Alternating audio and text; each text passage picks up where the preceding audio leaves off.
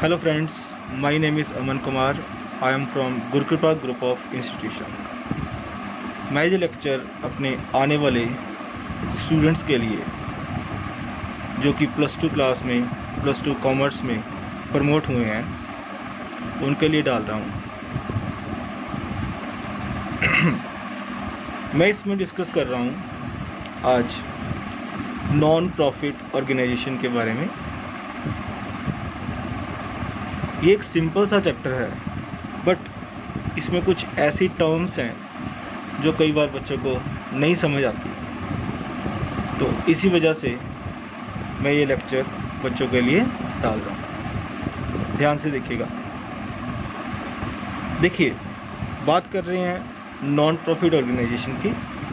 Non profit organisation का मतलब है which is not a profit organisation, which is not a profit organization. So it means जो non profit organisation है उसका main purpose profit कमाना नहीं है।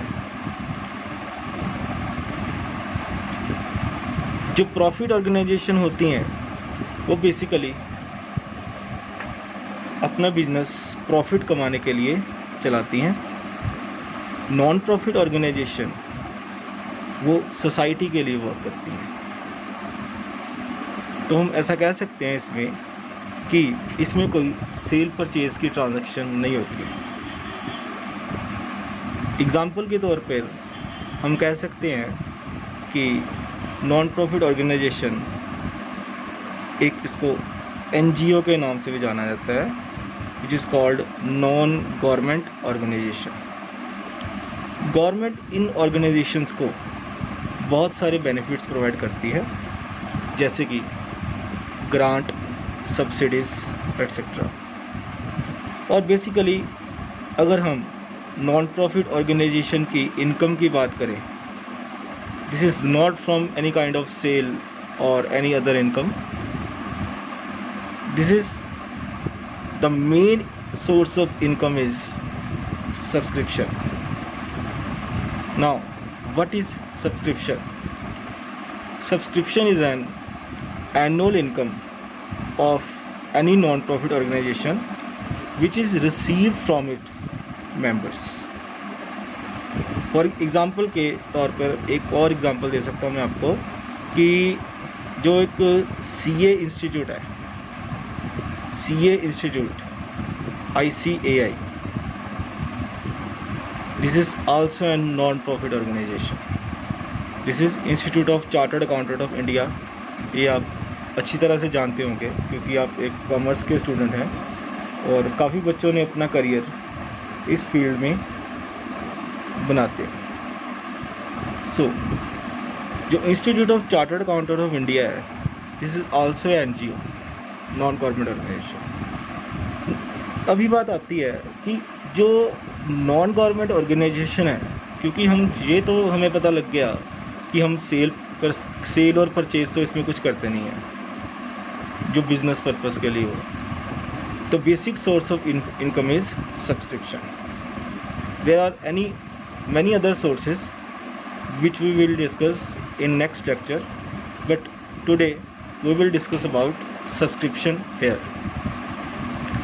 देखिए, सब्सक्रिप्शन के 2 पार्ट्स हैं, एक है आउटस्टैंडिंग, एक है प्री रिसीव्ड। क्योंकि हम अब जानते हैं कि सब्सक्रिप्शन जो है वो एक सोर्स ऑफ इनकम है। क्या है?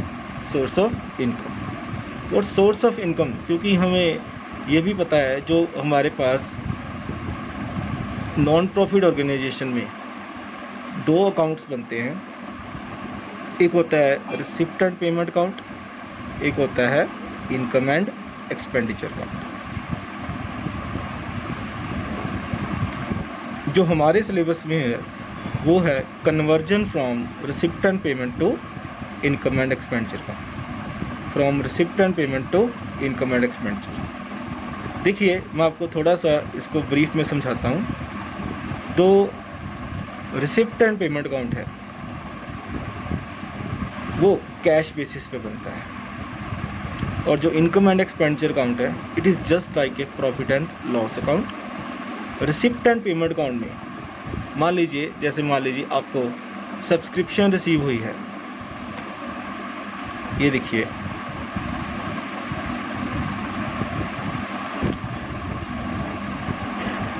यहाँ पे 1 अप्रैल 16, 17, 18 एंड 19, ये 1 साल, ये 2 साल, ये 3 साल।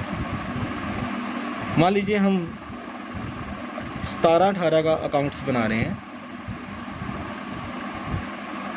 और 17-18 के अकाउंट्स में जो हम सब्सक्रिप्शन रिसीव कर रहे हैं वो इस साल की करंट ईयर की सब्सक्रिप्शन होगी। जो इस साल में अगले साल की सब्सक्रिप्शन रिसीव कर रहे हैं वो एडवांस यानी कि प्री रिसीव्ड सब्सक्रिप्शन होगी।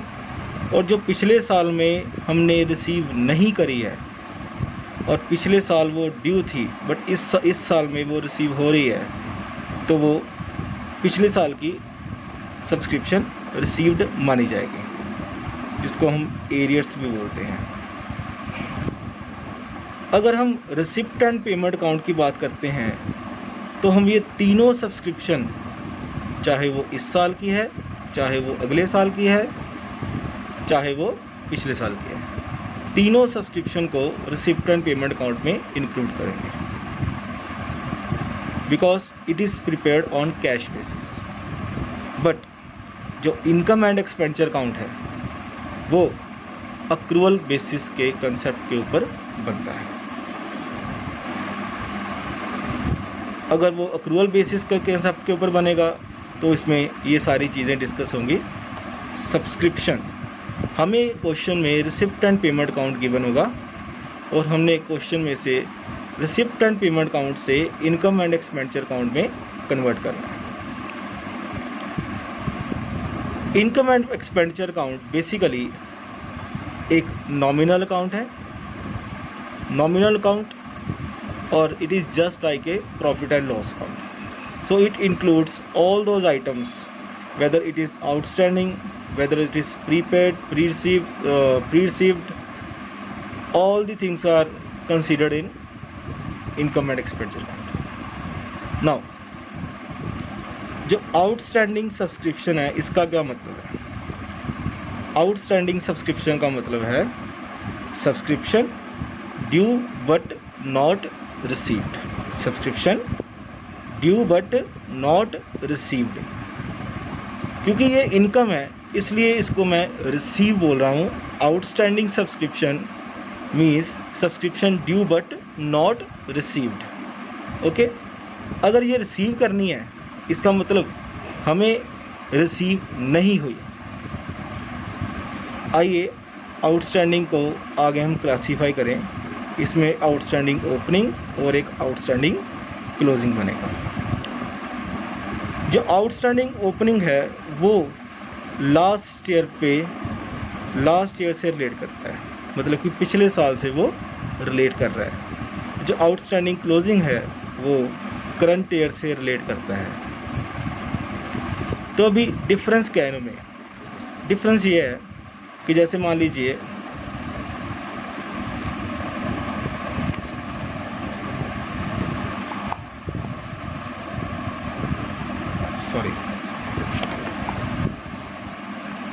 मैं दोबारा से उस पेज की तरफ आऊँगा वापस।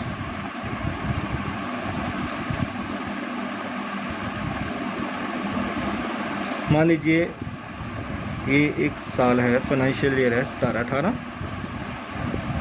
ये फाइनेंशियल ईयर है 18-19 और ये फाइनेंशियल ईयर है 19-20। ये 3 फाइनेंशियल ईयर है हमारे पास। और जो हमारा करंट ईयर है वो है 18-19। इसका मतलब ये प्रीवियस ईयर हो गया, लास्ट ईयर, ये जो वो आने वाला साल है। जो सब्सक्रिप्शन, इसका मतलब अब अगर हम 18-19 का अकाउंट बना रहे हैं, क्या बना रहे हैं 18-19 का अकाउंट, तो ये 18-19 के अकाउंट में हमें क्या दिया होगा, एक रिसिप्ट एंड पेमेंट अकाउंट दिया होगा। क्या दिया होगा? Receipt and payment account. वो कुछ इस तरह से बनता है receipt and payment account. This is receipt side and this is payment.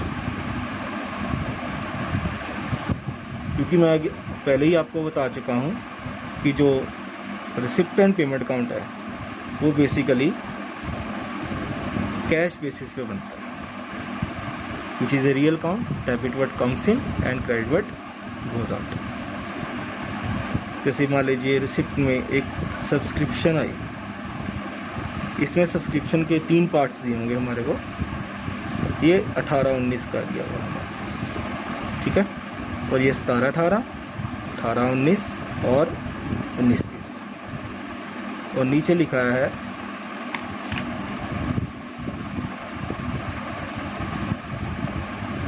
और जो पिछले साल की सब्सक्रिप्शन है, जो पिछले साल की सब्सक्रिप्शन मीन्स 17-18 की सब्सक्रिप्शन जो है वो हमें 18-19 में रिसीव हो रही है। इसका मतलब ये एरियर्स ऑफ सब्सक्रिप्शन दिए हुए हैं हमारे पास। क्या दिए हुए हैं? Arrears of subscription. These are, मान लीजिए ये 6,000 की है और जो इस साल की सब्सक्रिप्शन रिसीव कर रहे हैं वो है 2 लाख,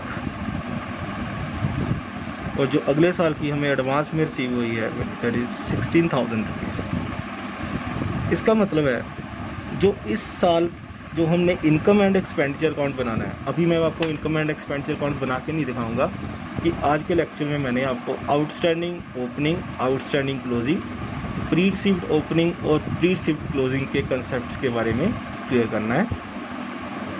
जो 17-18 की सब्सक्रिप्शन है, 18-19 की सब्सक्रिप्शन है और 19-20 की सब्सक्रिप्शन है। बेसिकली हम कौन सा ईयर बना रहे हैं अभी? 18-19। इसका मतलब है जो सब्सक्रिप्शन 18-19 की है वो इस साल से रिलेटेड है, और जो 17-18 से रिलेटेड है वो पिछले साल से रिलेटेड है, और जो 19-20 से रिलेटेड है वो अगले साल की सब्सक्रिप्शन है। क्योंकि मैं आपको कंसेप्ट का मतलब समझाता हूँ। हम एक कंसेप्ट की बात कर रहे हैं, accrual concept. What is accrual concept? Accrual concept means any income or expense whenever it become due, it should be recorded in the books of accounts.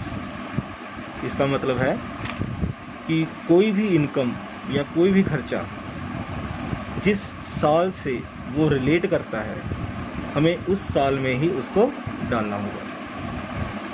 ये मैटर नहीं करता कि इनकम है क्या वो रिसीव हुई है या नहीं हुई है।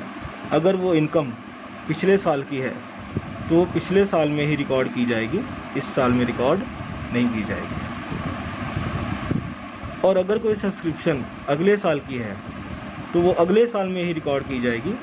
ये मैटर नहीं करता कि मैंने वो इस साल में रिसीव करी है। बात समझ में आई? आई रिपीट, अगर कोई सब्सक्रिप्शन है जिस साल से वो रिलेट कर रही है वो उसी साल में ही रिकॉर्ड की जाएगी। जैसे कि रिसिप्ट एंड पेमेंट अकाउंट हमने बनाया 18-19 का, क्योंकि ये कैश बेसिस है, ये तो आपको अंडरस्टैंड हो गया। क्योंकि ये कैश बेसिस है, इसमें जब रिसीव होगा तभी डालेंगे, इसमें कोई आउटस्टैंडिंग कोई कुछ नहीं है, जब रिसीव किया तब डाल दिया। लेकिन जो हमने income and expenditure account prepare कर रहा है that is based on accrual concept. And what is accrual concept? Accrual concept means any income or any expenditure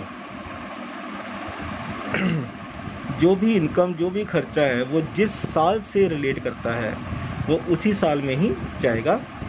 ये मैटर नहीं करता कि वो खर्चा या इनकम रिसीव हुआ है या खर्चा है तो पे हुआ है कि नहीं हुआ है। जैसे कि हाँ, मान लीजिए मैंने रिसिप्ट एंड पेमेंट अकाउंट में ये 3 सब्सक्रिप्शन रिसीव करी हैं, लेकिन मैं इनकम एंड एक्सपेंडिचर अकाउंट में सिर्फ इसी सब्सक्रिप्शन को कंसीडर करूँगा 2 लाख को, नथिंग एल्स। जो ये पिछले साल की सब्सक्रिप्शन में इस साल में रिसीव करी मैंने वो पिछले साल में ही रिकॉर्ड की गई है, मतलब वो 17-18 में ही रिकॉर्ड की गई है, वो 18-19 में रिकॉर्ड नहीं की जाएगी। चाहे वो मैं इस साल में रिसीव कर रहा हूँ, बट वो ड्यू पिछले साल की है तो वो पिछले साल में ही जाएगी, इस साल में नहीं आएगी। ऐसे ही जो सब्सक्रिप्शन मैंने अगले साल की रिसीव कर ली है, ये 16,000 जो है ना, ये मैं 18-19 में रिसीव कर रहा हूँ, इसका मतलब जो 16,000 रुपये हैं ये वो मैंने यहाँ पे रिसीव करे हैं, और जो 6,000 रुपये हैं वो भी यहाँ पे रिसीव करे हैं। लेकिन ये दोनों चीज़ें इस साल में नहीं आएंगी।